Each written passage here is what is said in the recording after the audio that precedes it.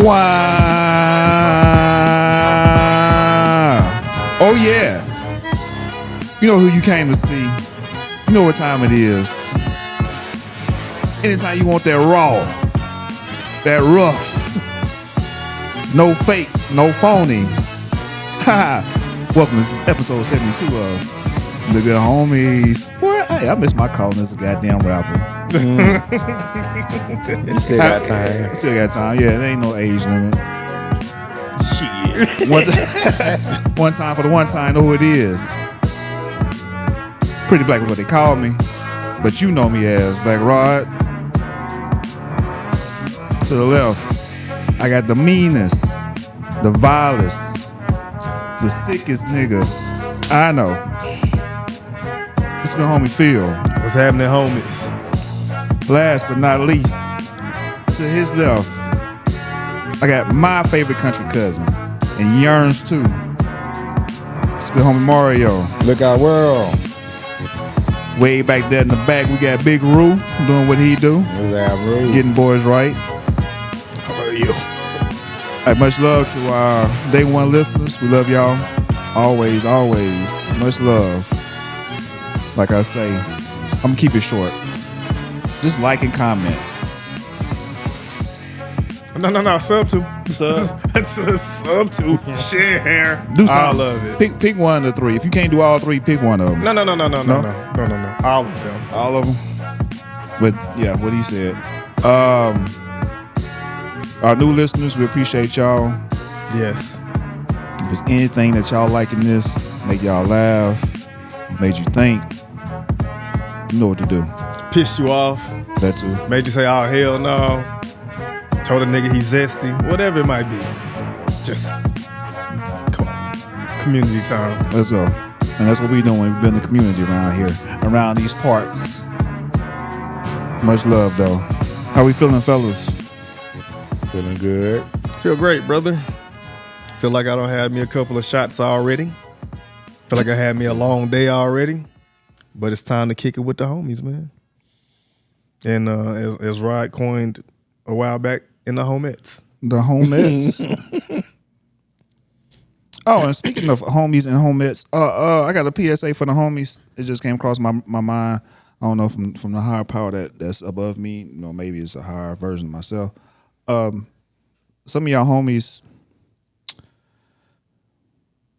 y'all max effort is my minimum effort. And that's bad because a good nigga like myself, if I run across your loved one, she getting pulled. That's just something that came across my mind. Yeah. You know, PSA. PSA. Just do Step better. it up. Do better. And if you want to keep her, do better. Okay. Show more. Do more. Yeah, show you love her, you appreciate her. Cause your best day, I do that just rolling out the bed before I brush my teeth. Nice. That's actually I ain't gonna say good to know, but that's good. What's wrong with these niggas, man? That's good to know. And also, you know, that's good. That's good advice to the homies. Step it up, bro. Step your game up, man. Step it up. You know, Christmas is done. Valentine's Day over. I don't know when anybody's anniversary is. You know, boys be lacking. Mm-hmm. Don't lack. Yeah, man. You say that's PSA for your ass, bro. Right there. That's PSA. There's some shit that just fell on my mind. I was just thinking about these last few days that was off. No. On another note, hey, I gotta give my blessings to my ancestors, man. You know, I went to the store the other day, found $15. And I know it had to be for me because ain't no way I just seen two people come out the store and pass by this $15 that was just folded up on the ground. So do with it. You know what I did with it? What's that? How about I bought a mega ball. Half a fifth. Oh my bad. No, that's what I was going to do. It was outside the liquor store. You already had I already had that. Here, I put that on my card. Bought a $5 scratch off, and I bought a mega ball. And what's the other one? Powerball. Mega Millions and Powerball. Yeah, missed on both of those, but the scratch off, $50. Nice. Man, you know what I'm saying? Yeah. So shit, I'll double back around. Just spent the $5, lost that. So I was like, I'm up. I'm stay up. Yeah. Put some gas in my car. Took the win. Shit, truck. A quarter tank. Damn. Now 45 will give me what? A little more than half. It's tough out here. Yeah, I filled my car up the other day. Your car? What you mean? Which one? 63, huh?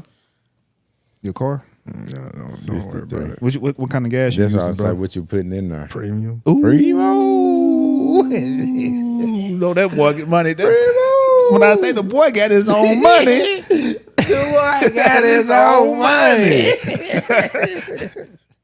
I'm only doing that because the car is new to me. Give me about a month or two. Be back to regular unleaded. just stay away from QT, Quick Trip. and RT. Yeah, racetrack. Yeah, nah. Yeah. And that shell around the corner. Yeah, you gotta go to where Yeah, the, I'm where only- Fuck with Exxon. anywhere the fuck drug with Exxon Mobil. anywhere the drug lords are. So Citgo, I think that's Columbia. Exxon, yeah, that Valero. Yeah. It's cartels there, so their gas is good. I'm only fucking with Exxon Mobil, man. Okay. And that's not even an Exxon near me. So I'm gonna have to go over there. Chevron. Maybe Chevron. You can fuck with Chevron too. Mental note, brother. Yeah, nah. Nigga, I got a F-150, and I don't put. I know where to go to get gas, because that other stuff with the corn syrup in it, it don't burn right. Who you fuck with? Look at we talking about what gas we put in our cars, but that shit matter though. Exxon, brother. Check engine Citgo. light fuck around and come on. It's like go do. Yeah. Exxon, Citgo, Yeah, Chevron. Told you wherever the cartels are. Yeah, Chevron good too. But I'm not fucking with Shell. I'm not fucking with Quick Trip, Racetrack, any of these other bum ass whatever.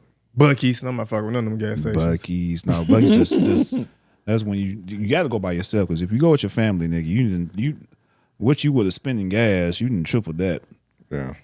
Buying snacks and cups and shirts and stuff. Shit, I tripled that by myself. I'm ready to be able to put this plastiline in my shit. I don't know Kiss about that. shit. Bye. Yeah, I think Buddy a part of the system now. That shit ain't gonna never come out. Yeah, damn. I don't think that's never gonna come out.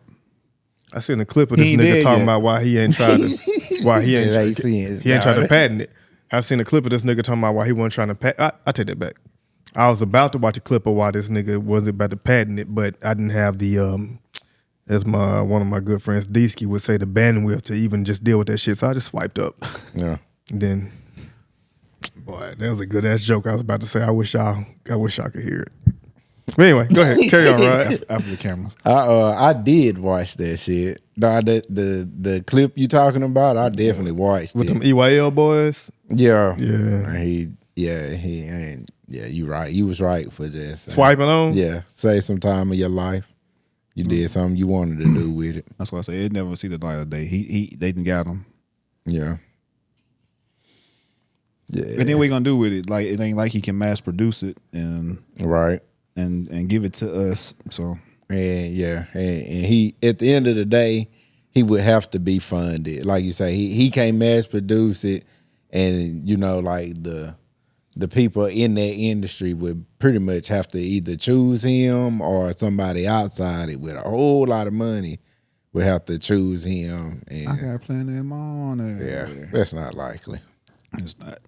You cutting into too many people's pockets. But he need to figure out how to produce that motherfucker and get with Amazon so I can order a gallon of it. Send that on around here. I can see that. Just have your own little gas station. Yeah. You just pull up. Yeah, start Get small. some of this plastiline. Yeah, come get some of this plastiline. And then you take up some Walmart bags up there. Shit, you probably get 10 cents off a gallon, bro. Somebody's gonna have to make engines and I'm gonna take a box of thank you bags. Shit, my gas should be free, brother. I just gave you what you needed. What you mean? No, call it, yeah. Here, a whole box. This everything bags. You need right T-shirt here. Bags, yeah, man. A damn, that sound like a damn washer tier. Just let me put some quarters in your machine. Make it work. Yeah. So black people, all we got is grocery store bags up under the sink in the cat. Man, I just take all them shits to them. Here, brother. What can you do for me? Not all of them. Not all of them. Yo, keep them all. Yeah. After so many, I got a little thing once it fill up, but yeah. How big is the part that you put it in though? Like a whole cabinet or what? I got it was just like this tube or whatever.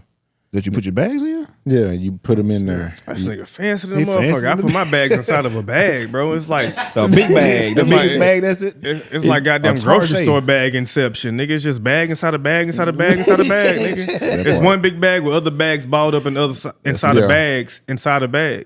Yeah. I did that for a long time. Then we saw a little contraption. You put it up right there on the cabinet. The little cabinet under the sink. You can't have bags and bags like us because we common people. You gotta think about the mansion, the estate. You can't have just bags just all we talking about in the estate. A $4 contraption. So if y'all can't even afford it, gang. Don't get me started. Don't get you started on what? You can afford it. How come I can afford it? Tell them. You can afford it. Why? Cause nigga riding Benz. Yeah, talk to him. I'm gonna get a Benz. Talk to him. You got it. $4 ain't nothing. Shit. If I bought a Benz, I ain't got no more, nigga. It take them $4 just to crank that motherfucker up. That's $4. $4 gone. No. I'm a regular Benz rider, dog. Cause I was at that Mercedes dealership earlier getting some service done, dog. And I'm sitting there at the one in Grapevine or whatever, and I'm watching these cars come through. Cause they got like 3 sitting areas, and the one I'm sitting in, there's this big ass glass window the size of a nice ass wall or whatever. And I'm watching these niggas work, but every car come through there, I'm like, bro, I'm telling you, boy, forgive me for saying this at the top of the pod, but my dick getting harder and harder. Ooh. Every S-Class and AMG that come through there, like, I don't have an S-Class. I got the step below. S-Class is the biggest one.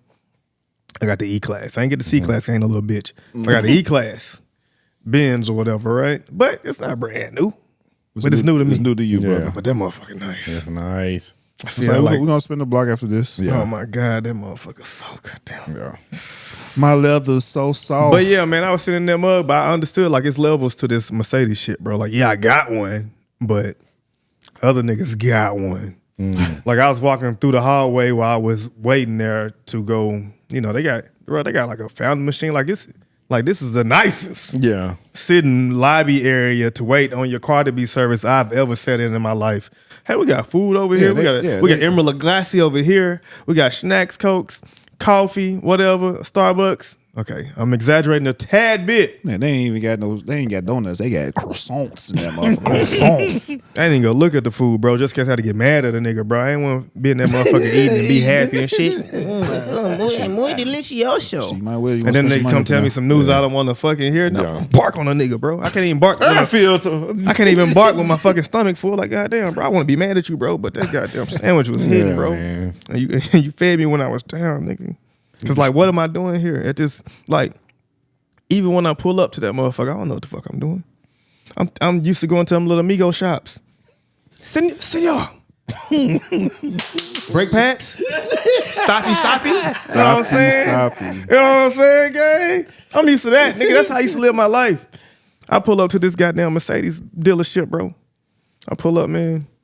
Somebody know what he pulls up, but they speaks good English though. They sent this nigga like to Tarrant County to like, not Tarrant County, but like to community college to learn English. This nigga walk up to me. I'm like, I had to be honest with bro. I'm like, hey bro, I don't know what I'm doing. Nigga say, Fuck it. Mr. Miles? You know me? How you know I am already? You watch the pod? You been watching my podcast? You been watching my podcast? You watch the pod, brother? He said, no, sir.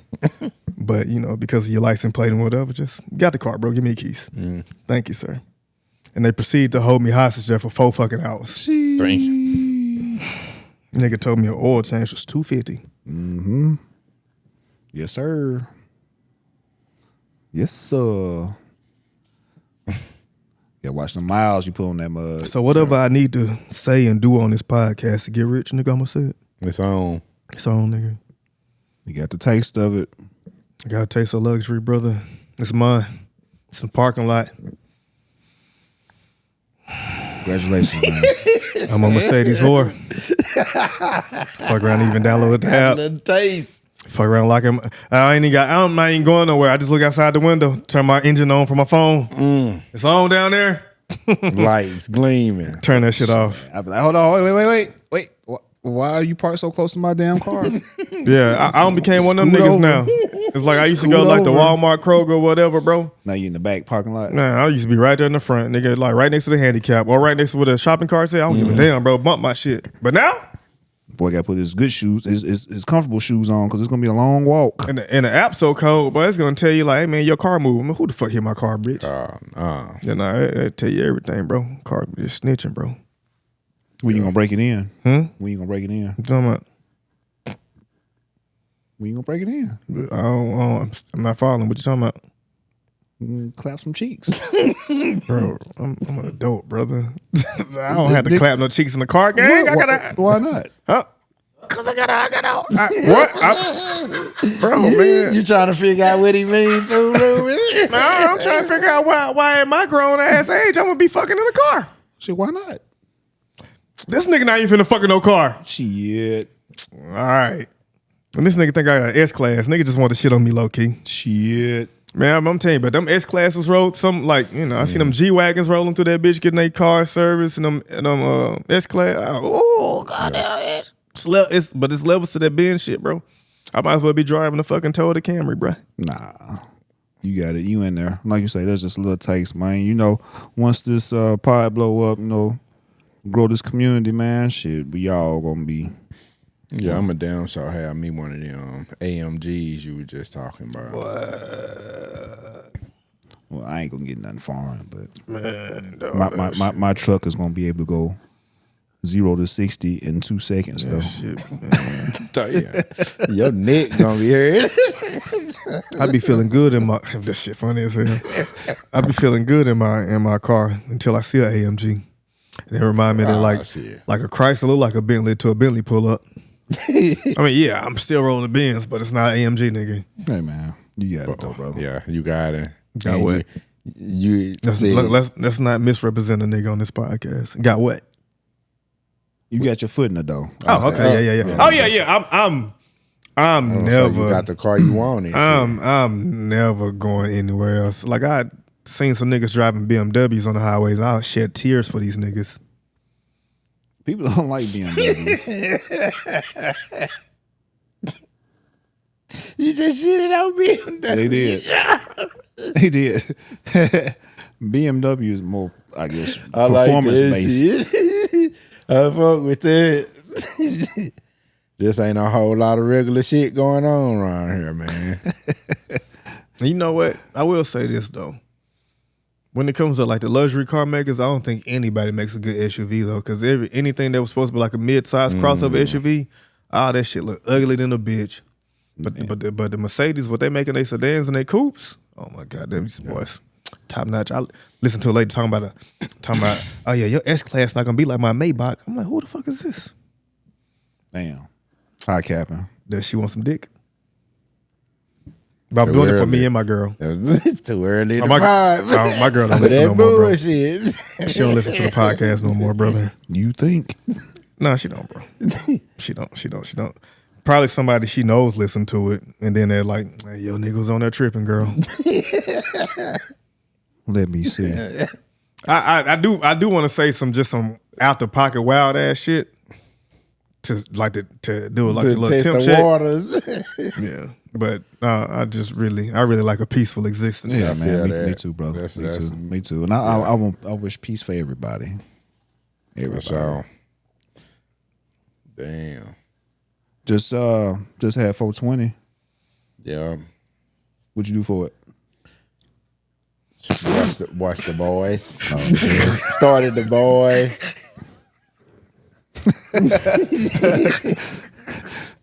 Started the boys. I just did my DJ Vlad regular. in this motherfucker. Won't you tell me yourself? So, sir, how long have you been selling drugs? So it was just 420 the other day, huh? Yeah. How'd you celebrate? Did you know what that is? Did you dabble? Did you partake? Edible? What they call it, the devil's cabbage? Did you The have devil's it? lettuce. The devil's lettuce? Yeah, the left hand cigarettes. Can be in the right, you got to be in the left. Did you? You never know But you who's use your watching right this all the shit. time. All right, shout out to my coworkers, my new coworkers that watch this shit. Punk ass Jesse. Appreciate you. Appreciate it. I don't appreciate him too much, punk ass Jesse. Damn. Man, all them niggas, man. T, P, all y'all niggas, man. Appreciate y'all. So, But yeah, drove by. Oh shit, my other dog T from high school. Appreciate you. That's what's up. Love. No, Joe brought it to my attention that Homeboy Prayers trying to reschedule weed. to what? Schedule 3 drugs instead of 1 or something. Like He trying to Trying to run reclassify it. it. Yeah. Yeah. that. All right, Dro. Trying to run it up. There you go. Got you in there, There you boy. go. Got you in there, boy. Yeah.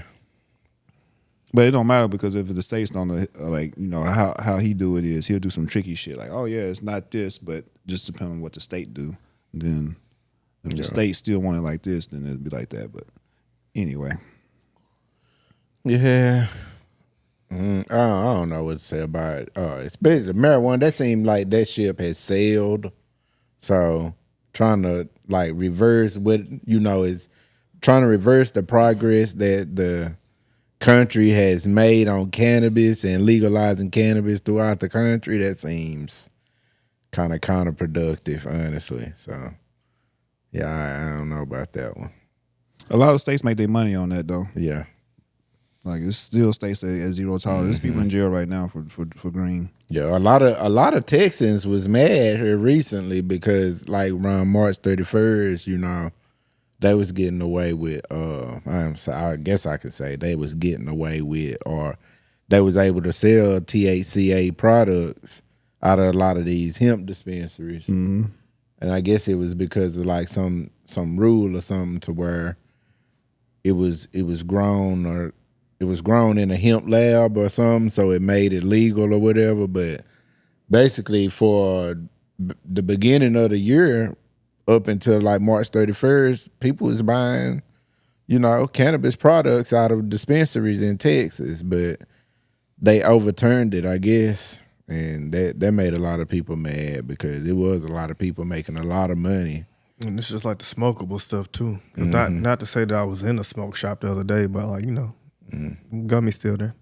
Yeah. Some of the pre-rolls still there. And And the then drinks. let's say if you needed to, like if you was into like vape pens or something like that, they just don't sell them together, but like you can get a pen here and the stuff to put into the pen here. They don't sell it together, you just have to buy it separately. So I've heard. Okay. So That shit's ridiculous. man. And that's how, and really they really getting it, they hustling though. They really getting it in because, you know, that's how it started in the first place.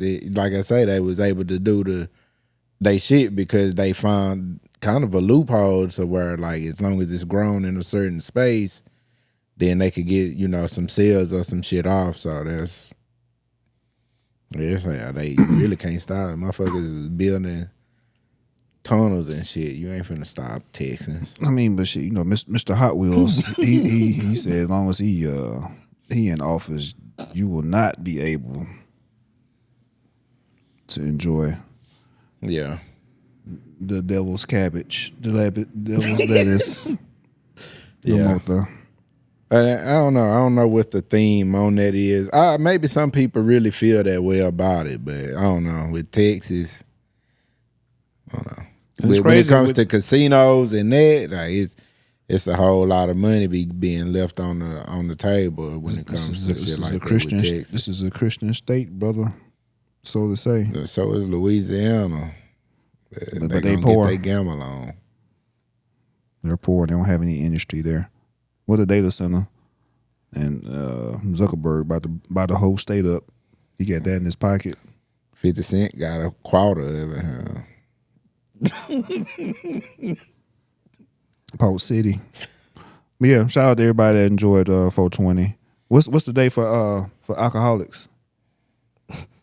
I'm gonna be thinking back to the prohibition. When did that shit get broken? Every day that ends in Y. Yeah, I'm with it. Monday, Tuesday, Wednesday, Saturday, Sunday, Monday. But yeah, man, over the week. Oh, this was the day I came up on my little come up. My blessing. So I'm heading home, coming off the exit. And it's a turning lane to go right. I'm going straight. Got my music up, not too loud, windows up. The weather funny out here. It's been kind of chilly lately. I'm at the light. And I just hear somebody talking. I'm looking around. I'm thinking it might be somebody homeless looking for some money. There's a nigga in a Challenger hollering out the window talking about, I need to move. I'm like, what am I supposed to do with this car in front of me? Just run over them so you can go where you need to go? And it brought the thought on about NPCs and energy vampires. The NPC part, okay, if you've been under a rock and don't know what an NPC is a non-playable character. And I have this theory that there are many NPCs around us that we encounter, see, and talk to daily on a daily basis. How do y'all feel about that? I know what you're talking about because I've been around you for a long time. So I even know people who you think are NPCs and shit. I can't say. Can't fucking say. But I have been around you long enough to know exactly what the hell you mean. and I would say to the good homies out there listening, if there's a person in your life that you see maybe on a daily basis and every time you speak to them, they say the same shit. Same shit. Might be a NPC. No, nigga. That's your confirmation. If there's a person in your life and you see them and they just always seem to be confused about something. Like they don't really know what's going on outside of, what somebody might be telling them. That's possibly an NPC. You are an NPC. If you always talk about weather and a lot of mundane shit, you, sir, or ma'am, are an NPC. If you, this is the biggest one. Okay. If your inner thoughts don't have a voice, my friend, you ain't got a soul. you, my friend, are an NPC. Now let me say that again. If your inner thoughts, if you think some stuff and you don't hear something, you're part of the Matrix. Damn. You're a part of the Matrix. Space fillers. You're a space filler. You're just here to occupy space.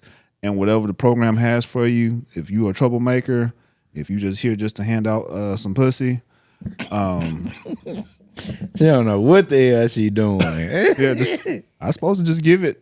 So that girl just giving it out. You are an NPC. What about you, Phil? Don't ask me. No? Don't ask me, dog. Go ahead and get your shit off. So I want you to get in your bag. Because I completely disagree with both you niggas. But I would like for you to go ahead and do your thing, brother. But yeah, the who is it? The Gnostic religion that kind of encompasses all religions. Mm-hmm. They feel like there's 3 types of people in the world: pneumatics, that have a spirit; psychics, that have a soul;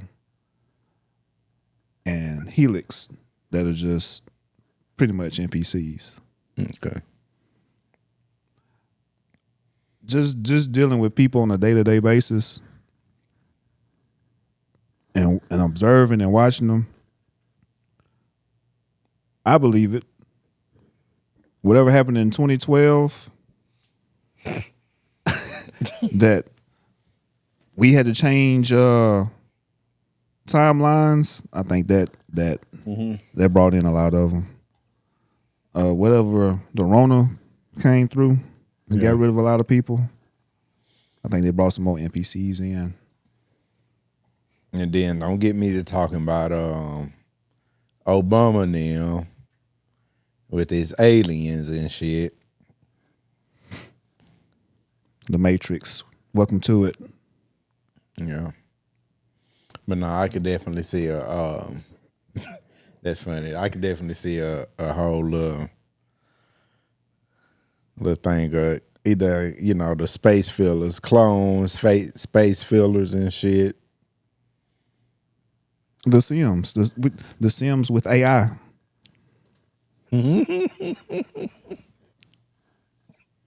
We ourselves could be NPCs, but That's heartbreaking. we ourselves could be, but I don't think I am. I know I am. I'm not. Yeah. That would be that would be the revealing part of the movie where like, damn, I was one too. fuck. Damn it! I thought I was one of those ones, man.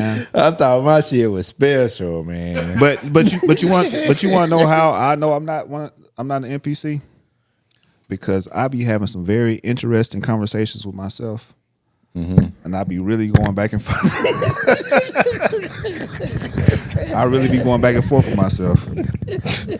Like, damn, did you just say that? Man, but look, the reason I said that was, oh, okay, yeah, I can see why you said that, man. Fuck my mic up. All right, let's get Phil's perspective. Y'all don't want it, trust me.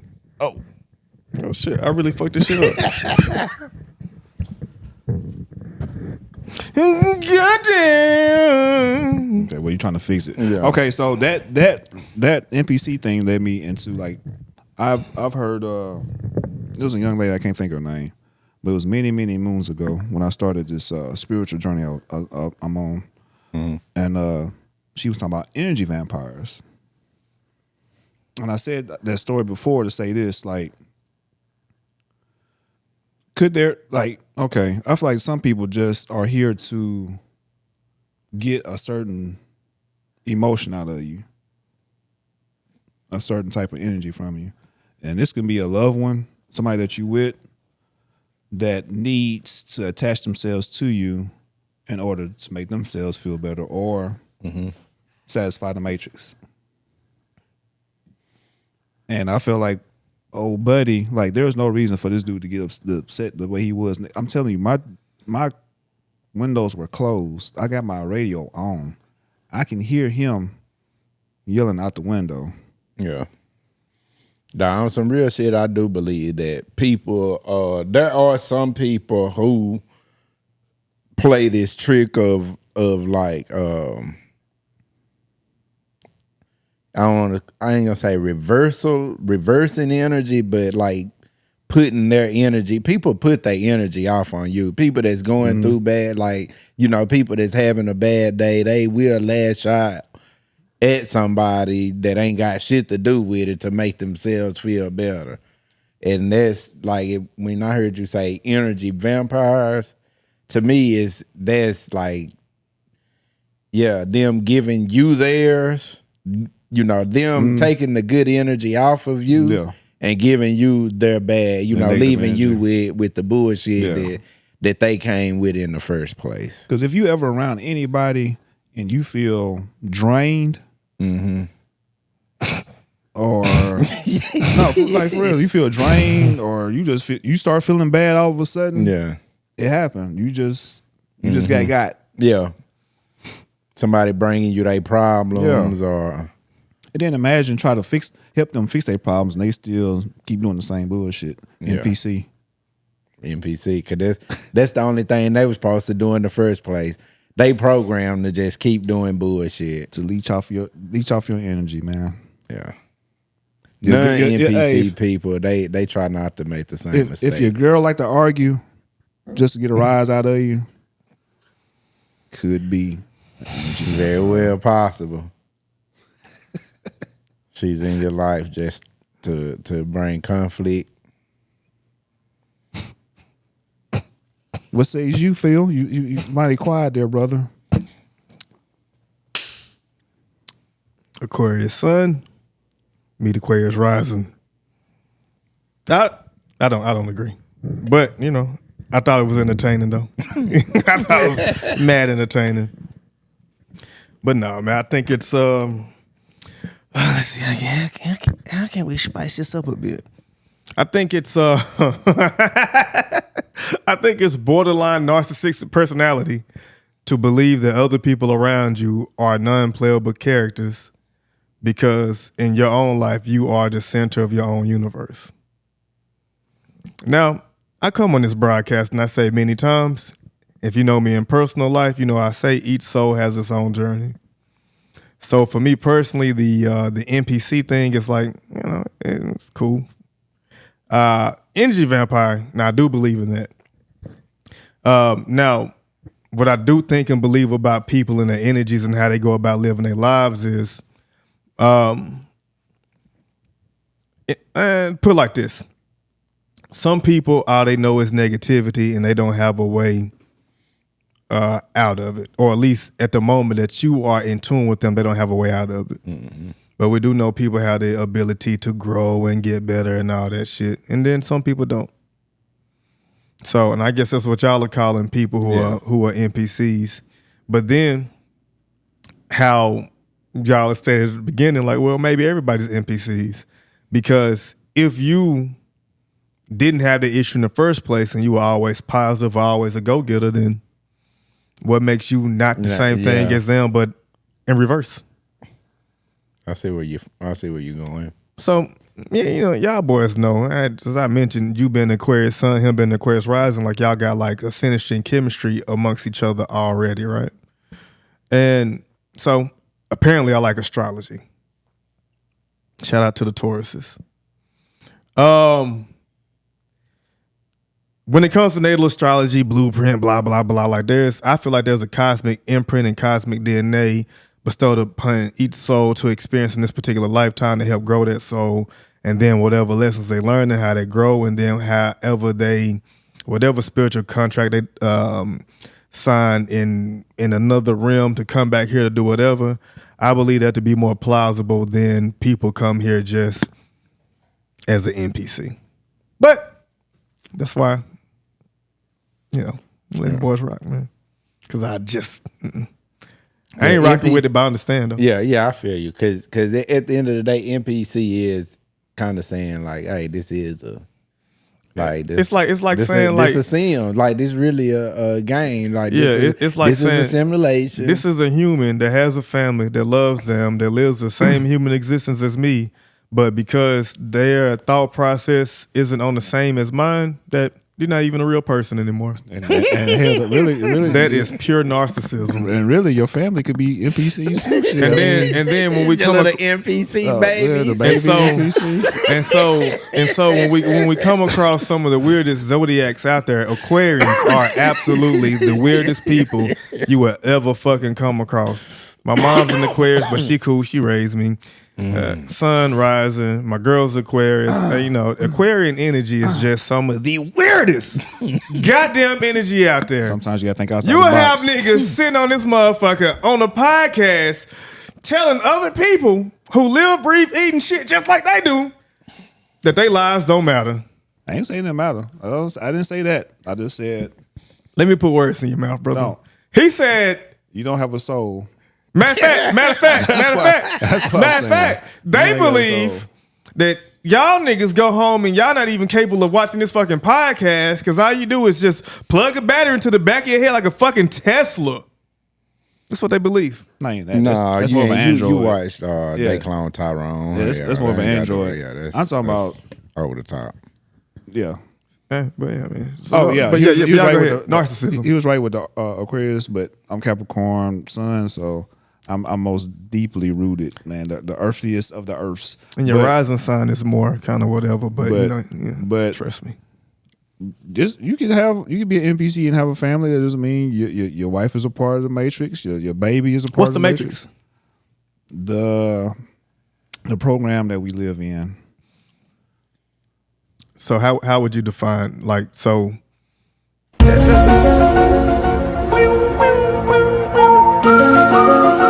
So when it comes to this program that we live in, right? Mm-hmm. Like, okay, I asked you what's the Matrix. Then you said the program that we live in. But I'm still looking for how you would verbalize that in a full sentence, full couple of sentences to like everything that keeps us in constraints. The what keeps us from not living to be 1,000 years old. The what keeps us keeps us sick. That can I ask you questions as you go? Mm-hmm. Why should we live to be 1,000 years old? Why not? Raise your hands if you don't want to live to be 1,000 years old.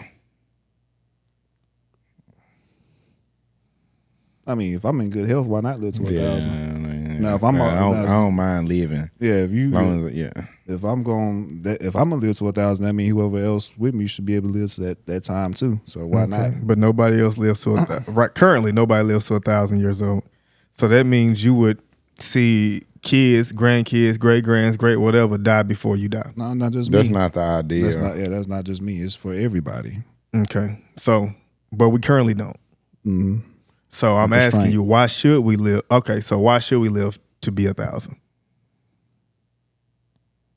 As people? That would, to me, there's more time. There's more time on Earth. There's our scientists would live longer. I think that's better for, humanity. That if we live longer, you think that's better? Yeah, if the greater minds can live longer, for sure, that helps out in the long run. What about the NPC minds? What if they live longer? They just here. It don't matter. They just gonna be taking up space and shit. I'm tired of you niggas. Go ahead. But I do like the idea of living. Oh wait. Rod was going through some points. I'm sorry, because I you said 1,000 years, but I think I was gonna ask you about. I mean, and that's just a figurative term. I mean, 200, 300, whatever the case may be. I mean, as long as everybody else that's around you. Yeah, but it's getting to that age too, not just me specifically. But I can understand for why though. Like, for what reason? For what reason would we want to live to see 200 years of age? I mean, but the same question can be asked about why not? Why not? Why not live to see 200 years of age? I don't know. Well, for me, I got an answer for it. Okay. But for me, like, with humanity, like I always say, everything in life evolves and advances except for human nature. Human nature has been the most detrimental force on the face of God's green earth. Because humans will create a gun for a tool of protection, and then another human will go and shoot up a grocery store and then blame the gun or the tool that the human created. Humans will mess around and create the internet, the World Wide Web, and then be mad about the pornography that they went to go search up on the internet. Mm-hmm. Humanity is the plague to this particular world. So 200 more years of people who refuse to grow and evolve does not seem like the answer to me, unless there's some type of spiritual awakening. Yeah. But having 200 years more, that's you could possibly grow and evolve. Yeah, better and with 200 years more of life than some average, like some average 65 years of living, and have a better understanding of how that gun works and what happens with that gun. That's crazy. How human nature is. That's insane to me, because we not even half that and got to a place of awakening. For some. For some. For some. But there might be people that need 200 years to catch up with the rest or of them. Or maybe they need to die. or 1,000 years. And the thing about it, yeah. What's fucked up, how I feel about this shit, hell, we already did 200 years on this motherfucker. We already did 1,000 years on this motherfucker. So why not do it in one rip instead of in different times? Okay. All right. So now we get on to the same point as far as when it comes to like the eternal soul, right? Mm-hmm. So what is it that you believe about the great beyond then? Do you believe in reincarnation? Mm-hmm. Okay. So do you believe that has like some type of cosmic flow and rhythm? Mm-hmm. We are connected to consciousness. We all report back, NPC or not. So go ahead. And I think that we keep coming back till you get it right. Until you've because get what right? What is right about this life? And who says that? Oh, that's a great question. Finding what is the proper term for right? What is right according to who? What's right and according to who? And that's a bigger question. And that's to me that's the greatest question. And it could be as simple as figuring out your spirituality and your purpose of being here and walking in your purpose. Mm-hmm. And then you might be able to elevate to wherever it is that's past this third dimension world. Yeah, what are we elevating to? What are we elevating to? Or have we, what are we elevating to? It's a lot of like, for me, like I think I said last pod or the pod before last or something like that. It's like we know a whole bunch of nothing here, but all we know for a fact is that we got each other in the very moment that we exist in, because the past is gone and the future is not guaranteed. But in the very present moment, we know what we have now is all that we have. Mm-hmm. So as sure as we sit here before y'all on this podcast, on these microphones in front of this camera with these lights shining on us, like we make the best of this situation. When we mess around and do all of the break, and then we go in there, we're going to drink some more, we're going to laugh, we're going to talk, and we're going to, just enjoy the moment, because it's really all that we have. What I did earlier at that car dealership is just a memory now. What I do tomorrow, I don't know. So, I'm just, life is for me, to get to a position of feeling like we have an inkling of an answer that's not tied to I don't know, puts us in a place of calamity sometimes, because we don't know shit. We feel, we believe. Okay. Let me tell you my I don't know. Oh, go ahead. Because I definitely don't know, but my great beyond or what happens or whatever, I think don't shit happen in the great beyond. I think reincarnation, you just live this one motherfucker one time and you out. But the caveat is like having kids, in my opinion. Like that is your chance after chance after chance after chance. Your spirit lives on through them? Yes. Okay. To me, that's that is your chance to keep doing it. Even if, say, your direct genealogy passes on, there's still a part of you in a whole lot of people on earth, for real. Mm-hmm. And I think that is that's the main thing that I can like come to. If I don't want to believe in a God or nothing like that, that's the easiest thing for me to come to terms with, is just like, nigga, yo, that good old ball sack. Good old that good old ball sack. That's the name of it. Yeah, that's the name right there. That nigga still ain't wrote that bitch down. That good old ball sack. Good old ball sack. That nigga was heading somewhere special. He was heading somewhere really special. He still got there. Inspirational, and then came back to that good old ball sack. Because he said, even if your genealogy is wiped out or no longer around, like your essence still lives. Mm-hmm. And I was going to piggyback off that before he said that good old ball sack to say, yeah, because if there's people who are still alive that remember who you are, what you meant to them, how you made them feel, and like just the kinship, friendship, support that you gave to them, it's like a piece of them will live on with you forever. Or so you know, I feel that. Or that good old ball sack. Good old ball sack.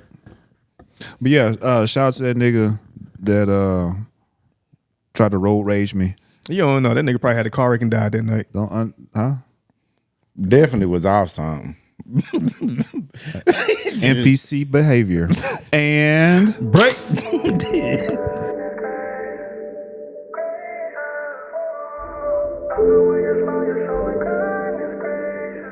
And we back, yo.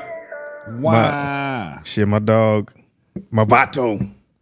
My homeboy Jesse messed around and told us, he's like, man, how long y'all breaks be? Is it Jesse or Yessie? Jesse. No, his name is Jesus, and he didn't want to go by Chewy, so this nigga different. I'm going to go by Jesse. Let me call that nigga Chewy, bro. You fucking Chewy, nigga. Your name is Jesus, you a fucking Chewy, nigga. Chewy. You big muscle head ass nigga. Damn. But anyway, my muscle head homeboy named Chewy. Jesus, Jesse. Fuck around and was telling me it's gonna be some because I'm already beefing. I'm already it's gonna be some pushback. Nah, he cool, man. Y'all you got another partner named Chewy though. One Chewy, but that nigga he don't got the attention span to listen to niggas. You never heard this. Yeah, facts. But I know my nigga Jesse though. Like he watch, like he'll be eating his breakfast. That nigga send me a picture of watching us on YouTube. Like, you know, he give me feedback. He talked to me. He called me. Like, we talk about that. Appreciate you. And I want for him and his girl and him and Chris or whoever. He want to come by here. But you live too far away, nigga. Like, we do this on Wednesday nights, nigga. So, but yeah, he said, hey, bro, how long was y'all break? I said, no, it's kind of long. Why? He said, because y'all was whatever. Then y'all came back drunk as shit. So, here's to finishing this pod drunk as shit. Bro. And to all those who support us, man. The real champs of drinking. The real drink champs.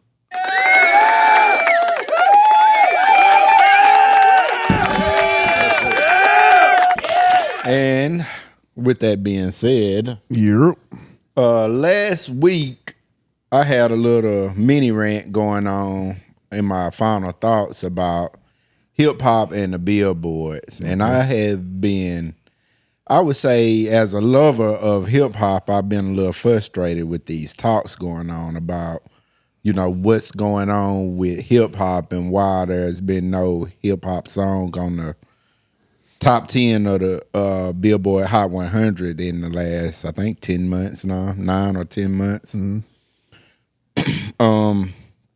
And it's been a kind of a frustrating conversation for me just to see how it's being played out on the internet, because I think they leaving out a whole lot of stuff. I guess I would say, for one, if I'm just diving into why there has been no top 10 songs, I would say first off is that shouldn't matter. Whether hip hop is number one on the, you know, if it's number one on the top 100 or the Hot 100, or if it's no placement, I still think hip hop should be as underground or niche as it has ever been, and to a point where, like, always been. You know, the people are still in tune. Mm-hmm. There's a lot of popular acts in hip hop right now that are household names across all demographics. Mm-hmm. Everybody know who Cardi B is in their house. Right. If you sending me an American that don't know who Cardi B is, then I would probably say they lying, honestly. I would look them in the face and say, like, you lying. You don't know what Cardi B is? That's a lie. Yeah, because she kind of transcended hip-hop and rap as far as her brand and appeal. Yeah. Like, if you don't know her for her rapping, then you might know her for her fashion, for her entertainment, for her rants on politics or whatever it might be. Yeah. Every American male, 50% of the females from the age of 14 to 21 know who NBA Youngboy is as well. 14 to 21, I don't care what they look like. White, black, Mexican, Hispanic, or Asian, whatever. They know who this young man. NPC, that is. They know who this young man is. And his music is being played by that generation for sure. They like playing his stuff. So I would say to the people that's having that conversation is that, like, we gotta ask more questions other than just, blaming it on what I've seen is the beef. Like, people saying things are different since the beef or whatever, and maybe it is, but that shouldn't mean that nothing else is popular, because even after the beef, there has been popular music, popular tours. Like NBA Youngboy had a major tour. Yeah. Cardi B is, I think, finishing up a tour or just finished a tour. I think she just finished that joint. Yeah, like the biggest, big draw. Like, she one of them. Some people tickets drop, and then the closer they get to their date, they not selling out, so the prices drop. Her shit just did not drop. She bringing out everybody too. Her tickets kept rising, dog. Like, sometimes you can beat somebody at their own game. Ticketmaster, right? Whoever it is. I'm gonna wait them out. A couple of days before I might buy my ticket, because where it might have been 500 or whatever I was looking at before, now it's 400 or whatever. But not Cardi. Cardi shit kept steadily going up. Yeah. She is not. She ain't losing no. I just started watching The Boys. She ain't losing no points out here. Yeah. So for us being a part of the culture, is it important for rap to be on Billboard at all? Personally, I don't think so.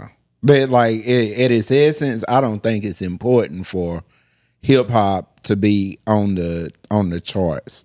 That's not what it started, as being about. It became popular, and some stuff that become popular, maybe sometimes it's not as popular no more. And everybody use this as a gauge on how successful your music is, or how good it is. I think it's dangerous using it as a gauge to say how good music is at the time, or just in general, just because of nowadays. But we can all agree though that Billboard is more pop culture than anything, right? They got different charts for it. They got the hip hop, R&B, pop, country, and then they got the Billboard 100 and the 200. Yeah, and we talking about the 100. So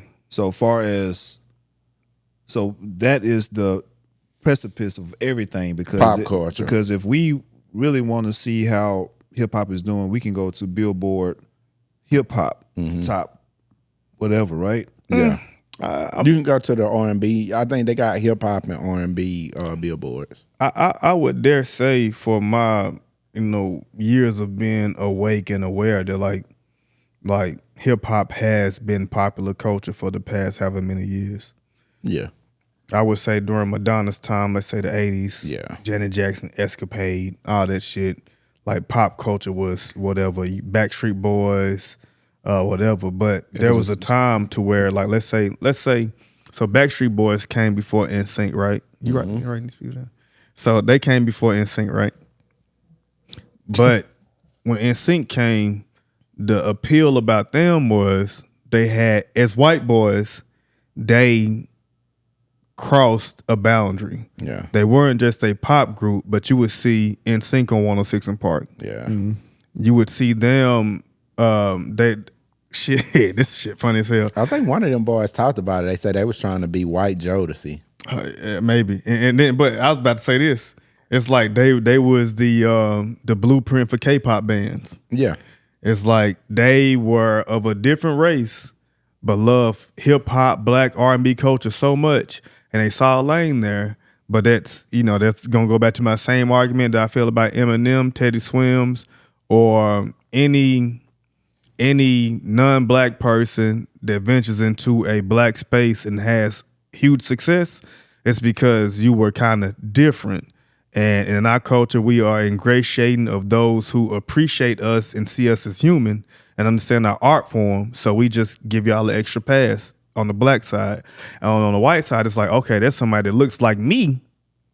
It sounds like them. It sounds like them, and they doing they shit. So, anyway.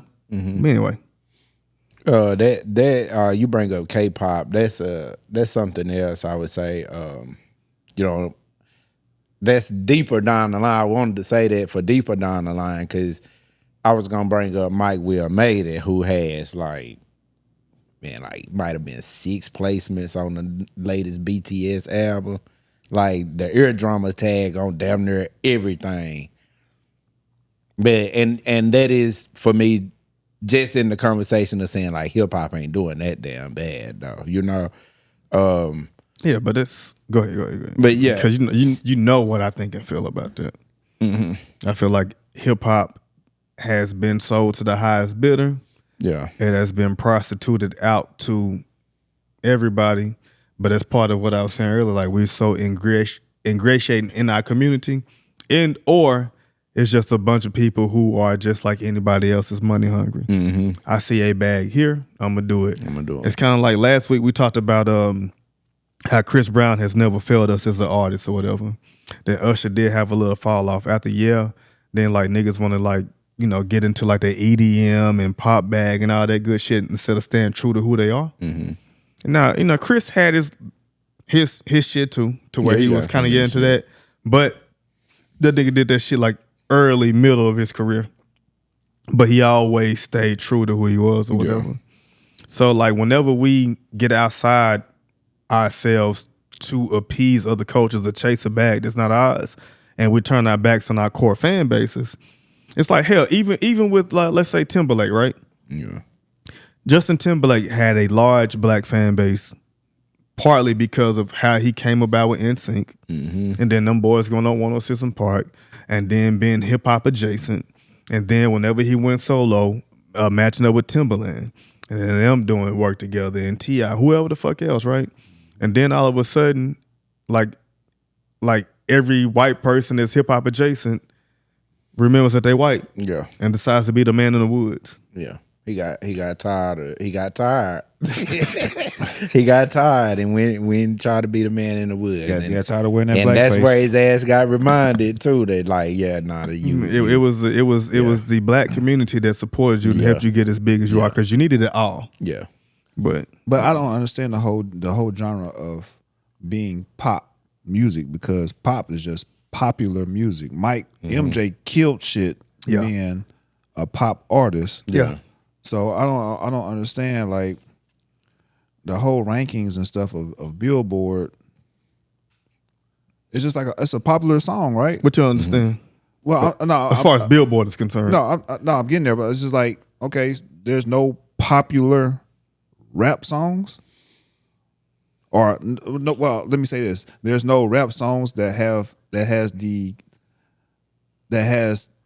transcended or went over the color boundaries. And but I do. That's why I say Cardi B. Cardi B.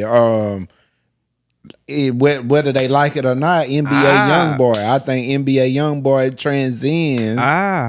Go ahead. The color barrier. Yeah. Go ahead. I hate to be the bearer of bad news, but Billboard is pay for play. It's pay for play. So like. What are you?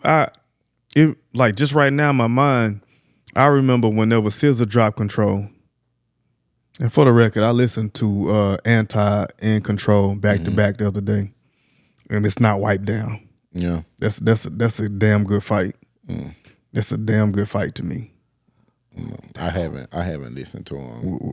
Do it, and we'll visit next week. The main one I need to listen to is Control. I just need to listen to Control. There's some fire on there, but I think it's the fact that Control was SZA's quote unquote introductory album, and then Rihanna was 9 albums in by time whatever. But if we talking about somebody's intro album versus somebody's album 9 or 9, like whatever. But anyway, so what I'm saying is, SZA had a chance to win a Grammy for Best New Artist, and there was a girl by the name of Alyssa something. I can't remember her name, so forgive me. Her name might not be fucking Alyssa. It might be like Terry or some shit like that. Yeah, her. Okay. She had one fucking song that had came out 2 years or a year or two before that particular Grammys, and she won Best New Act or Artist over SZA. I haven't seen or heard from this girl since. Yeah, I know. I remember the song. I know the girl you talking about. I like her voice. I thought she was dope at the time. Where's she at? I didn't think she was tighter than SZA. No, she's not. So that's the thing about, like, when it comes to this pay for play shit, when it comes to Billboard and the popularity and the culture being prostituted to the others, and for people who didn't respect where it came from or the art form, or who don't really love it, but they're just like, that shit cool. Because there's some people, like, for us, when it comes to this black culture, this hip hop culture, like, we eat that shit, live that shit, breathe that shit. It's everything that we do. The way we talk, the way we sit in this, the way that we dress, the shades, walk, everything about us is that. For other people, they can just visit it. And then when they done visiting here, they can go listen to George Strait. And then when they done listening, when they done with George, they can go listen to the Foo Fighters. And then when they're done with the Foo Fighters, they can listen to Maroon 5. And then when they listen to that, they can go listen to BTS. Or when they done with that, they can go listen to Karol G, Becky G, whoever the fuck. But when it comes to us, like, yes, we can listen to all that stuff, but when it comes to this particular culture of ours, this is us because we grew up in that. When I was riding around earlier today, like, I was thankful for, like, the music that I grew up on, being from Texas. And then, like, I'm listening to Fat Pat have a lady sing on this rap. I gotta make my dreams a reality. I want to be balling through my hood so everyone can see. I listen to goddamn little old players get chose. Thug niggas never sweat these hoes. Cause players always get chose. You ain't gotta trick no dough for show. You gonna hit player take it from a pro.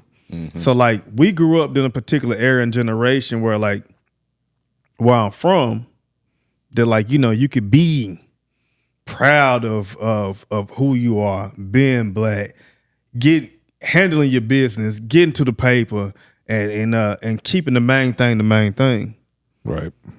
That's ingrained in our community. Yeah. They didn't grow up in that. So for them, it's just cool. Yeah. And I'm reminded of someone in the spiritual community saying how certain people have to have certain accolades to make them feel good or feel like they accomplish the things that we do on an everyday basis. But far as like the billboards, Mario, is like, do you feel like the whole beef thing might have caused a situation where there's no rap in the top 100 or whatever it is? I think it had something to do with it. I do think whatever happened between the beef and the fallout with the lawsuit and Drake and UMG, I do think that is the main thing that had something to do with the fallout and with a lot of rap falling out of the billboards. And I think it is because of, like what Phil was just saying, paying to play. As payola is buying and payola and using money to make money in the music industry. Ever since the streaming era and where people don't have to buy albums no more. You know, even you know, there's still, you know, that was still a part of the streaming era where you still had to buy albums. You still, like when iTunes first came, you still had to buy that shit. But when Spotify and Apple Music and all this shit came around, and you can have the whole world of music for $9.99 a month. You can hear anything that's ever been made. Yeah. I think that is when shit got a little tricky, and for the most part, you know, hip hop was the main one doing the numbers and shit. Like a lot of people was, you know, especially a lot of 90s acts and 2000s acts before the streaming era started. A lot of dudes was selling millions of records, like individual millions of records. But what's the caveat on that? Because like then you'll see videos of these artists that we're talking about from the 90s going into a record store and buying all their records. That counts as an album sale. Yeah. Then you will see the label. Well, we wouldn't see the label, but I don't doubt that the label is like, you know what, we want to make sure that like, okay, we get a #1 Billboard debut. So we're going to do what we need to do to make sure that that #1 Billboard debut means something for our artists. So like, you know, I know you tied to the streaming era, but I think those games have been played long before the streaming era. And it was stuff they was doing even back then. Yes, I think because the Billboard is like we say pay for play. So like, okay, if I know that this particular artist has a strength and a buzz amongst the consumer, then if I can put this person in front of your face as much as possible, and give them a #1 album, gift them a #1 album, and then you have to continuously see them in your face, and then the music be good. Yeah. Like, and I'm thinking about the machine right now with what you're saying. I'm thinking about a lot of people. I'm thinking about like that's a lot. That's Mariah Carey. That's the first person come to mind. Is Mariah Carey, but and then I think about like Outkast.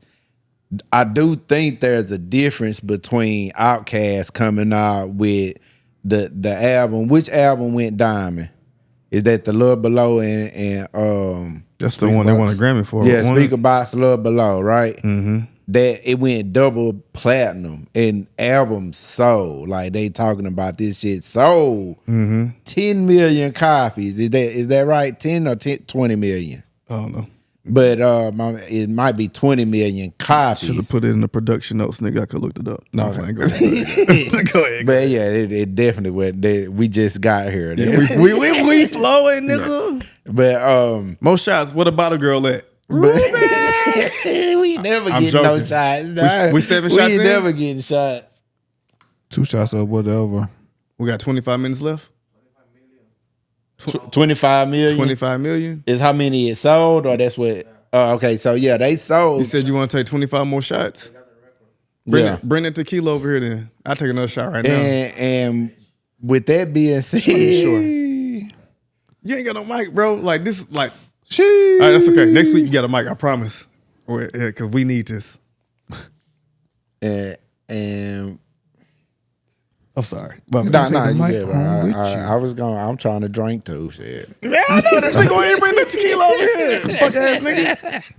I'll go get it too. I swear I will. But the only thing I'll say about the caveat of you saying is that even back then, you can go buy, you can go buy at the shelf. Yeah. For $9.99. At one point in time, the CDs was $20.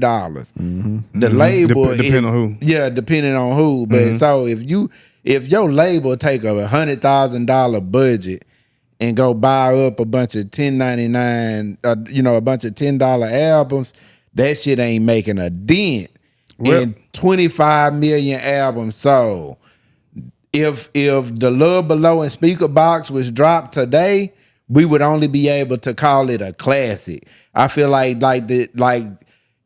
people don't have to show up for shit no more, for real. I ain't gotta show up for the shit I really like. All I gotta do for real is listen to that shit, for an hour or so while I'm going through my day or whatever, and then come in here and talk to y'all about it. I ain't gotta show up, get that shit, and really have the feeling of like, nah, I really wanted to go out here, get this shit. And you mean for the Billboard numbers? Yeah, I'm saying for the music consumer. So consuming music, first off, because there's another way to show up, especially like, okay, if we know that they getting fucked on streaming, then like, okay, if they put a great project together and they are a great tour act, and if they get their money off of touring and appearances, then you still that there is a way there you can show up for people that you fuck with, especially if you know that they getting fucked on the streaming. I agree, but it's a lot of niggas that's getting the world for $9.99 on their phone and don't have to give a damn about buying the album or none of that, or supporting after that. You know what I'm saying? Like, for a lot of people, that was just the code. Like, a lot of niggas that like music, but they should just crack the code. But when it comes to supporting after that, okay, right. So who? Out of everybody that you listen to, like, okay, all right, I'm gonna put it like this: Zero is my favorite rapper ever, right? Zero is terrible in person. I don't want to see Zero in person. Okay, I've seen this nigga in person. I've seen this nigga sit up there and stand here like this and smoke a square and sing his greatest hits, like Dave Chappelle. Like fucking, and without the enthusiasm. Yeah, I'm talking about. I seen this nigga perform so bad to where the most hardcore Zero fans had fucked around and walked away from the stage. yeah. So like, there still has to be a presence about an artist. Now it does, but at one point in time, there didn't have to be. You didn't know shit about Lauryn Hill. You just had to go get the miseducation, dog. Like, whether you liked her or not, she might have been showing up late for everything, an asshole, all that shit way back then. But let me ask School. Did Lauryn Hill have a presence back then or nah? But he just said she didn't have to have one. I'm saying all you got to do is all she you was had in to do was nigga, make la la la la all you la had to la do was la make music, la la la make la. really good music. He taught me how. Just because you loud don't mean shit. To fight and pray. But I think Lauryn Hill was a terrible example because she Arrested sung, Development or think like that's. But don't compare people who haven't reached Lauryn Hill's heights as a solo act or with the Fugees or what she did whenever she was acting. So, but that's why I'm just saying Lauryn Hill was a terrible example. I don't want to make you mad, bro. I see you doing your thing. I'm trying to figure out where I'm gonna go with this or whatever, but I'm sick of your daps, dog. No more daps. Well, I'm gonna make this one extra long. Reverse dap. Anyway, Lego. Anyway, go ahead. Yeah, let me go.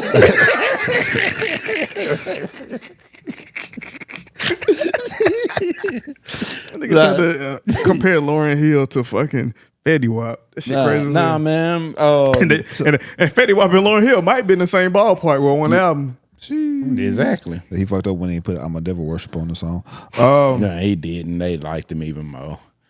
You don't drop one drink. I want you to be mine again, but no, baby. I think I do believe there is something different about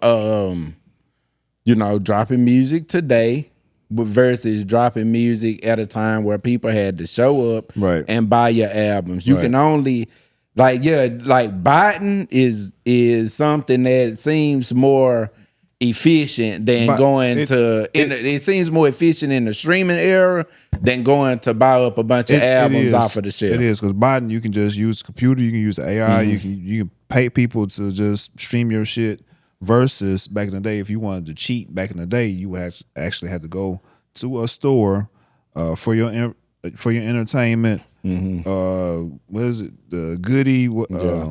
Shit, I can't think of it. FYE goodies. Wherever you buy your music from, the actual company will have to go there, buy your music, and usually what they'll do is they'll just, when they buy your music up, they'll just give it to the radio station because you have to pay the DJ to play your music.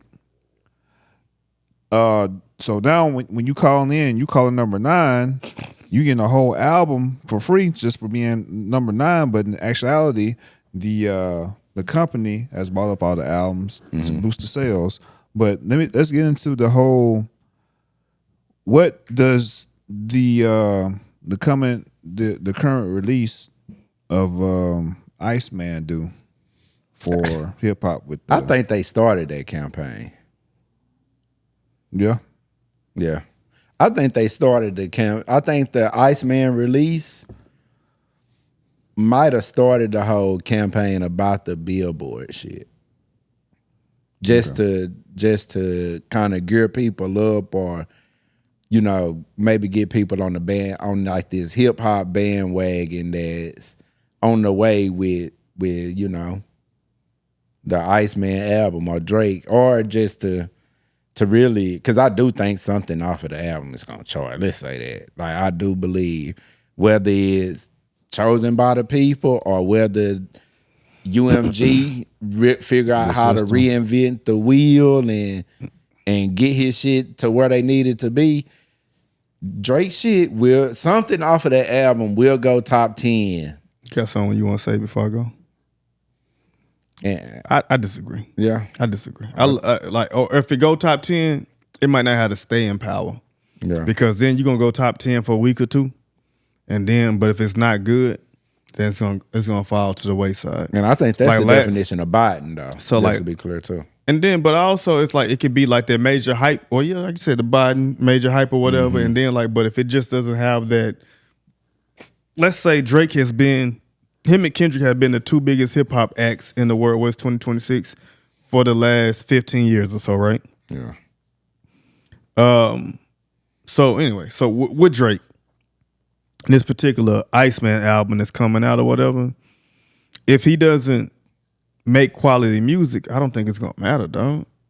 And I'm saying that as somebody that's a huge Drake fan, or used to be a huge Drake fan, but like whatever, my fandom with Drake changed before the beef. Yeah.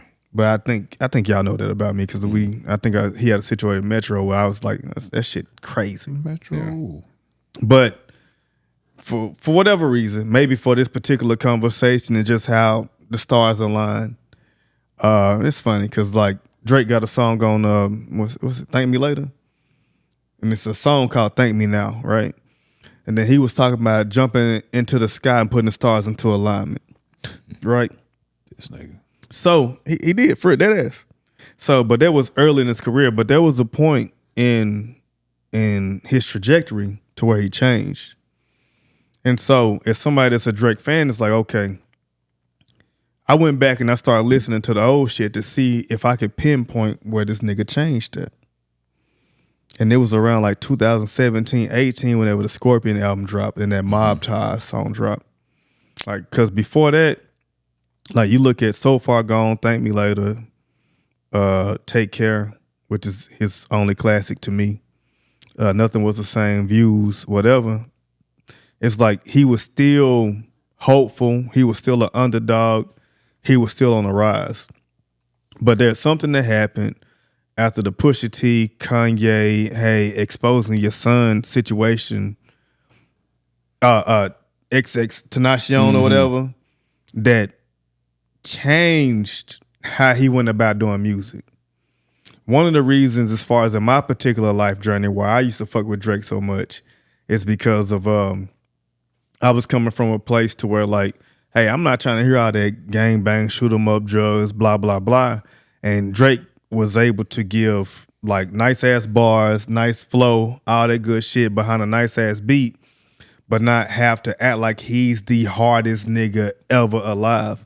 Because I came up and grew up in a situation to where I understood that like a lot of niggas that try to act like they're the hardest nigga alive is really just a scared nigga. And they doing that shit for survival. So, but then whenever he made that transition around the Scorpion album to being a nigga that's hard, it's like that's not why I became a fan of you. Okay. Hard-ish. Yeah. Oh my God. That's clever. Give me come on, man. So, Iceman release.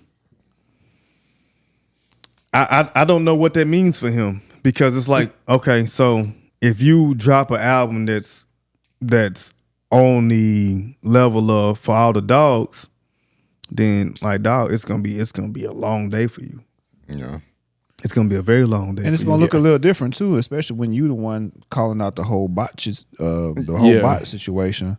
Mm-hmm. So But your numbers gonna be the looking difference funny. is I think is he got money to call out the bot situation and maybe end that, but still be able to put his money behind something else. I do believe there is gonna be a whole lot of.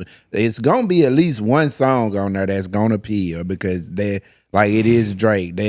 He got now. It's gonna be at least one. He got one. But like Phil said, it's gonna be about staying power too, though. And they gonna put money behind it. They ain't gonna matter, dog. It's not gonna matter. It's not gonna matter if they put money behind it or not. Drake has to make a good song. Drake hasn't made a good song since what was Drake's last good song? Shit, What Did I Miss went up there. But it came and went. It did. Was God's Plan a good song? It was popular, but I didn't fuck with it. Yeah, exactly. That's what I'm saying. Was it a good song? I mean, it wasn't bad. It depends on who you ask. It wasn't a bad song. But as far as somebody that's like an actual, like I'm a Drake fan, dog. And like it's not on the level of like hell yeah, fucking right. Oh, it's not on the level of anything that was on Take Care, even the B cuts.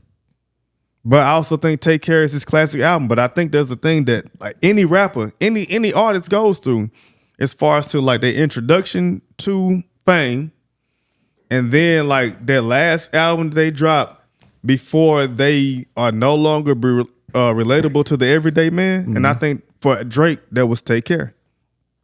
And then like let me park here and show Kendrick some love. It's like with his artistry or whatever, it's like no matter how big he becomes, the way that he chooses to drop his albums, whether that's by choice or by TDE influence or whatever, it's like his artistry allows for him not to ever lose the everyday common man. Drake, on the other hand, as far as I would say, like I said, Scorpion really marked a change as far as to where like, whatever. Mm-hmm. But it really came after Nothing Was the Same, I think. Like, yeah, Views was cool and all that good shit, but like, nah, after Nothing Was the Same, like he wasn't that same Drake that you heard on Comeback Season or So Far Gone. Mm-hmm. That shit was done for. So, but like I said, shout out to Kendrick for like, with his artistry and the way that his mind thinks and the way he does music to where like, he got staying power. He got staying power. And not to get off subject though, but you already the I guess you want to call them the Kendrick stands. I've been seeing posts on X talking about the fireman. The fireman coming out. Fire and Ice. Yeah. I told y'all I hate that stand culture. Yeah. Because have you seen where the Drake stands have been going on Kendrick's IG posts and just dropping ice cubes? Algorithms are funny than a bitch. Y'all ain't seen that shit. That shit funny as hell. Yeah, them fans be petty as hell, man. Not fans, stands. Yeah, because like I'm a fan of Kendrick and Drake, and Future and Kanye and a lot of different people. But like it's just as a person that's not an NPC, mm-hmm. I can appreciate the beauty in all their artistry during the particular times. It's like, I know with Kanye, Yeezus, not for me. Get that shit out of here. Graduation, probably one of the greatest albums ever. Yeah. Drake, goddamn, For All the Dogs, not for me. Some songs in there I like, but I understand Take Care is your best shit. Kendrick. Uh-oh. Were you scared to say some shit about Kendrick? It just reminded me of a point that I was thinking about earlier when I was like, sitting in that goddamn Mercedes-Benz lobby, being treated so well, waiting for my car to be serviced. While getting a massage. Yeah, and a happy ending. And some champagne. Yes. Drake's album Iceman is slated to drop May 15th, right? Y'all know what's May 16th? Your birthday. A real nigga birthday. Do y'all know the last time a nigga dropped on my birthday weekend that I cared about? I remember that. That's the Kendrick Lamar album. Mr. Morale. Mr. Morale and the Big Steppers. Disappointed the shit out of me. Yeah. Because you coming off of Damn. Mm-hmm. And it's like, damn, bro, I really love Damn. Rod, no. When I used to be a bum ass nigga living in some bum ass apartments, Rod, around the time the album came out, Rod had put up to my house. Nigga, we heard some doom, doom, doom, doom, doom. Nigga look out the window. A nigga getting this dough kicked by the fucking feds, nigga. Damn. And then we end up going to Boomer Jacks after that. Yep. While listening to Damn. Yeah. If I gotta stop a pussy ass nigga, I'm gonna make it look sexy. You know what I'm saying? Pull up, hop out. So you coming off the energy of Damn, where a nigga from To Pimp a Butterfly to Damn, a nigga think he finna be a Hebrew Israelite. And then go through more life experiences and then figure out, like, you know what, nigga? I'm gonna make an album and it's gonna be everything I talk about with my therapist. Off of Damn. And On my birthday weekend. not only that, and I'm gonna put Kodak on it. Yeah. Because he's the next one up. And so I was, and then like I was just disappointed, bro, because I was expecting Damn, but that taught me not to put expectations on a nigga's album, especially Kendrick, because he's gonna do some He's gonna do something different every time. Because if you love To Pimp a Butterfly, you potentially could have hated GNX. Yeah. Because it's two different things sonically. Like To Pimp a Butterfly, like I get to understand, but I don't really fuck with that shit. But I love GNX. I love Good Kid, Mad City. I love Damn. I like Pimp a Butterfly, but I like all his projects though. Yeah. I love Project 80 or whatever the shit called. Section 80. Section 80, whatever the fuck. It's projects. It's about the projects. Yeah, so Same thing. really. So with how do y'all feel about the rollout that Drake got for the album? I've honestly been watching everything. I've seen everything he's done up until now. This is Clip wise or just like what like actually watching like from start to end as far as whoever got. I'm as far as the Drake thing, I'm talking about, I've seen everything, like all his the stream. But I didn't watch the stream start to ending, but I did, you know, I've kept up with the stuff he's been doing. The Pinocchio thing and driving around Toronto in an ice truck, and That shit was nice landing. it wasn't landing. And then he did this thing where it was like the visual was okay, but we still don't know what the hell he was doing. And but this last one with the ice block, I thought he did good. I thought that was so far that was the best part of the rollout. Having the ice block and then somebody finding the release date inside the ice block, that shit was, in my opinion, pretty good.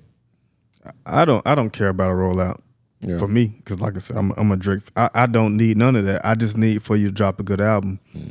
And I don't think he's dropped a good album for like a original Drake fan in a very long ass time. Like he's like I said, I tried to listen to Father Dogs, and then they got yeet on that bitch. It's like, who the fuck is this nigga? It's like, so there's a line that Kendrick used in one of the I think Euphoria. He said, I know you call yourself the boy, but where's the man? Because I ain't seen him yet. And it's like, so the thing about like when it comes to the big three, when it comes to J. Cole, Kendrick, and Drake, it's like two of them progress according to their age. Yeah. And one of them niggas still thinks he's something that he's not. But I think he go about music making like kind of like Beyonce or Rihanna or some shit, to where it's not always like Iceman is not about a theme. Like this shit, that's not a concept. You know, him calling himself Iceman, that shit is not about to be a concept within his album. I think he make music to try and make hits, and I think he try and fool with the younger generation because, you know, they are the popular people, and I think that was a bad idea. I think for me, that's where things started going wrong. Is when once he got to a certain age, he was still trying to pick the brains of the younger generation. Yeah, so that's where you see him with Yachty, with Yeet, with Sexy Red, compared to like, you know, there's where like, I mean, fuck it, man. Drake influenced an entire hip hop and R&B generation. This is true. With what you did. And like, I feel like he forgot who and what he is and what he was to hip hop and R&B. Mm-hmm. I feel like I said, after that Pusha T and Triple X shit, I feel like he just fucking lost his mind. Yeah. I felt like he had too much power. I can allegedly get anybody touched. I'm mob-tized. I'm this. I hit the lights. Take it in. Like, whatever you saying in that goddamn, what's that song with him and Travis that out like a light? Mm-hmm. What's the name of that song? I can't think of it right now. Yeah. Through the flight. Yeah. Took a perk that night. No. Who? It's Psycho Mode. Yeah. Sicko Mode. Yeah, I'm sorry. So Sicko it's Mode. like, that shit was fire. When I first heard that, I couldn't believe that shit was there. That shit was hard. And that Out West too. I think Out West might have came. Out West. That shit was hard when that first came out. Yeah. So, but like, so when it comes to Drake, when it comes to Billboard and all that good stuff, it's like I've in my personal life, I've had some really good ass times listening to Drake, and it's like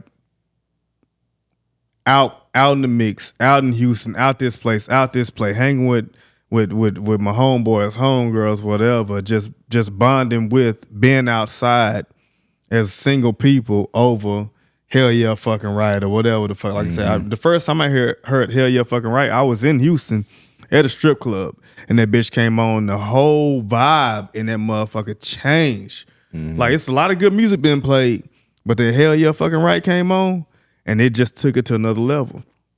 So I just what I hate for Drake is the fact that like something in this life career, Pusha T beef, Kanye betrayal, son being exposed, Triple X shit just changed what he was and what he meant. Yeah, and he allowed that shit to change him, and that shit is sad. It is. And with the album On the Way, I don't know, man. I just feel like I'm having a hard time believing that they willing to let the cash cow go. But he done called out too many people that he might not should have called out. Mm-hmm. So I think they're gonna let the cards fall where they lay. Yeah, I'm with you on that. Not necessarily because he called out too many people that he shouldn't have called out. But I think it's because the hip hop has been prostituted to so many other genres. As long as you got a Bad Bunny out there, Burna Boy, whoever the fuck, that can do their music in whatever language, or English, Spanish, or whatever these K-pop people doing, and they all might be UMG. I don't think it matters what Drake does now. At a point in time before the rise of Drake and Kendrick and Cole and Wale and Meek and Ross and all that good stuff, when that shit was still kind of more so with us, before it super got sent to Miley Cyrus on the Mike Will beat, Katy Perry on the Mike Will beat, or Juicy J beat, or whatever the fuck. It's like, it's a rap for thinking that it has to be somebody that's black or half black to be the number one artist on something that's either fully hip hop or hip hop influenced. Yeah, it's a rap. All right. Like I've been like Kendrick. Nas said way back in the day that hip hop is dead. Kendrick just said a year ago that Watch the Party Die. Yeah. The party been dying since he said that shit. Yeah, and it's been dying before that. It's probably really Nas was probably called that shit on time. Yeah, but it was the fact that like, and Nas' time is like I'm watching something that was as y'all was alluding to earlier, that was supposed to be niche and just for us be pimped out. Yeah, to the others. And now. So and now we are here. Like we made it to the end of that. The last question about this, and then before, then we can before we get out of and we're gonna take our ride to Fuel City. All right, and I just looked up J. Cole's The Fall Off to this point, to this date, since its release, has sold 500,000 copies. What was the first week? The first week was like I think it was less than 200. I think he had over 2, but less than 250. Wait. When did that motherfucker drop? All right. The fall off? Somebody talk, yo. That was Somebody talk. When did it February. drop? Nah. When was the release date? Was it for the fall off? I know y'all asking the wrong person. the fall off was 280. Damn.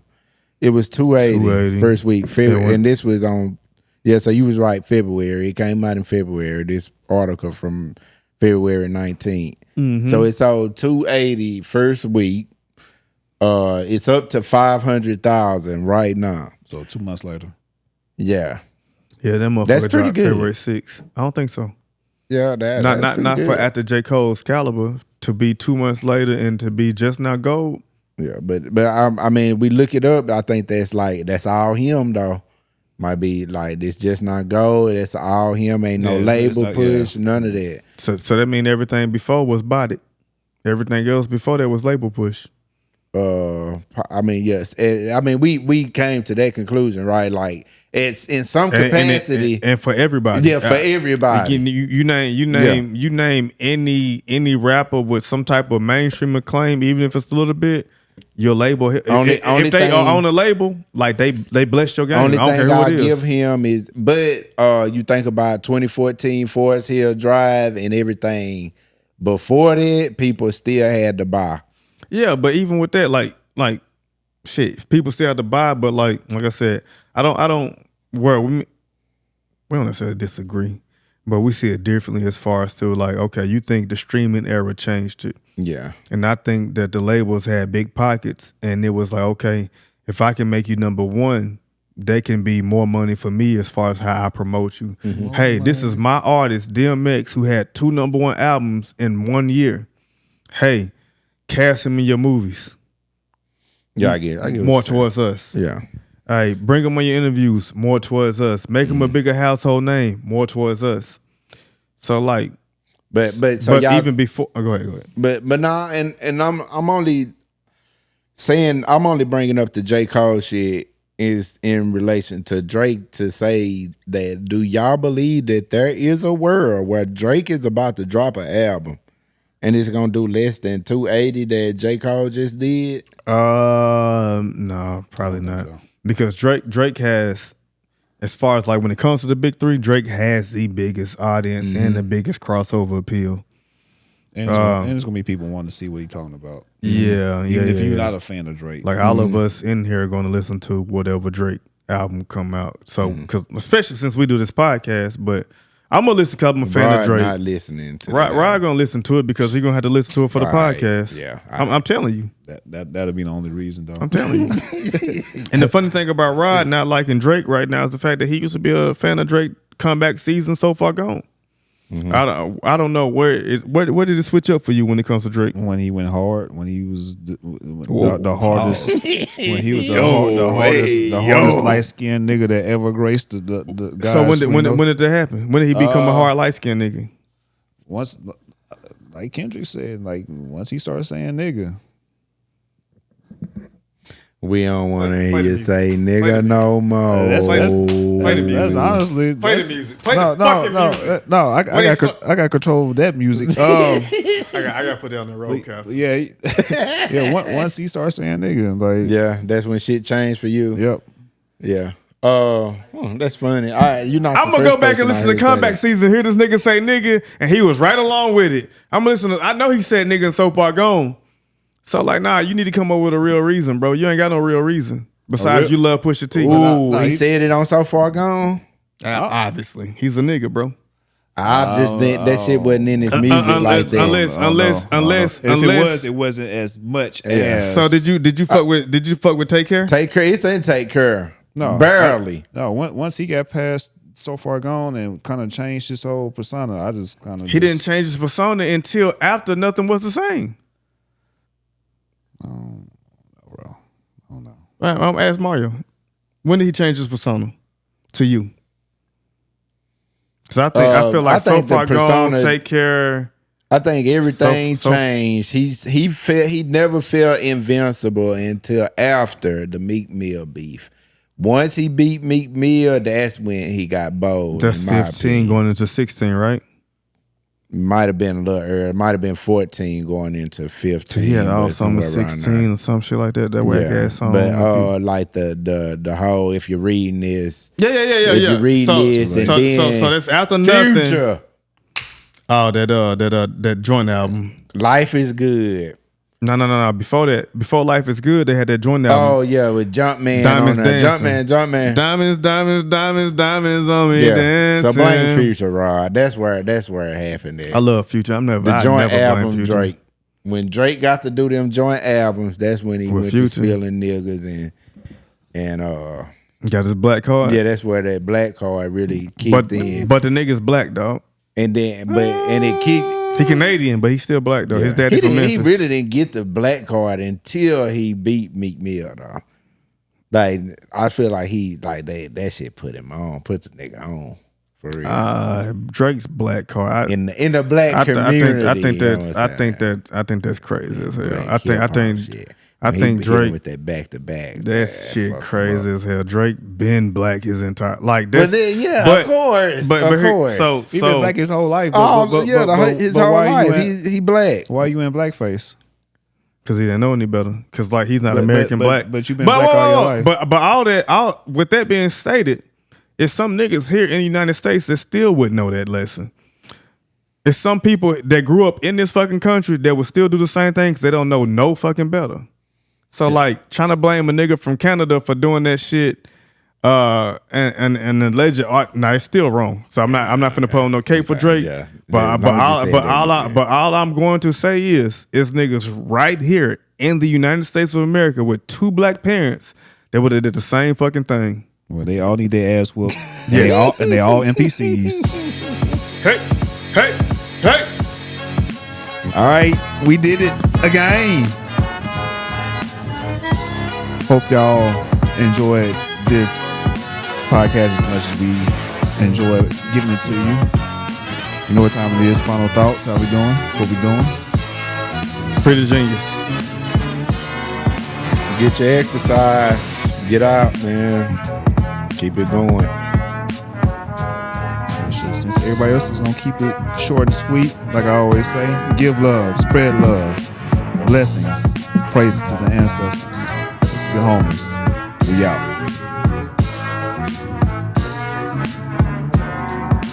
Fuck NPCs. That shit funny as hell. The NPC shit really funny to me. I ain't gonna hold you.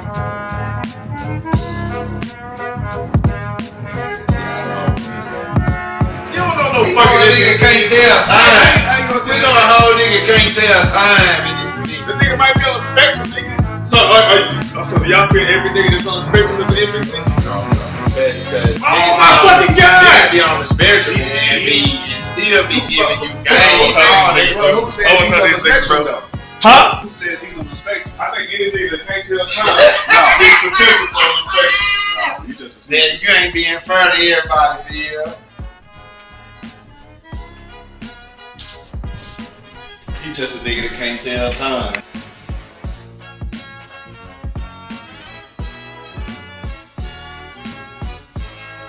Billboard. Come in on Billboard.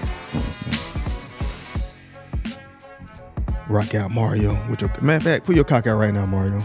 Yeah. The nigga rock had this. Hell yeah.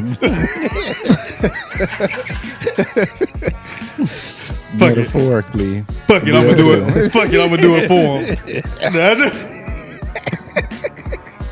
What the fuck was that?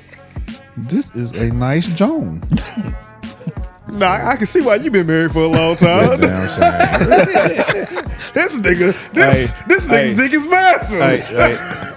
He don't like that shit. It's recorded. Yes. He don't like that shit.